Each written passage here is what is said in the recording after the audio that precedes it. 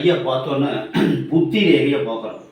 புத்தி ரேகை நல்லா கரெக்டாக நேராக வெட்டு துண்டு தீர்வு இல்லாமல் இருந்துருச்சுன்னா நினைத்ததை முடிக்கக்கூடிய, நினைத்ததை சாதிக்கக்கூடிய வெற்றியாளராக, புகழ் உடையவராக, பணம் சம்பாதிக்கும் நிபுணராக இருப்பார்.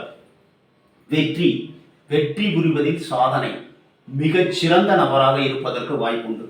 புத்தி ரேகை நல்லா நேராக இருந்து விதி ரேகை சூரிய ரேகை இருந்ததுன்னா புத்தி ரேகை நல்லா இருக்கும் சார். வெட்டு துண்டு இல்லாமல் நல்லபடியாக இருந்துச்சுன்னா நினைத்ததை முடித்து காட்டக்கூடிய மிகச்சிறந்த சாதனையாளராக இருப்பார். உங்கள் கையை பாருங்க, புத்தி ரேகை நல்லா நேராக பாருங்க.